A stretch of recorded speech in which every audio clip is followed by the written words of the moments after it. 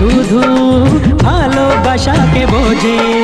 তুমি শুধু তুমি, নিয়ে আমি, তুমি শুধু তুমি, নিয়ে আমি, এই তো জীবন।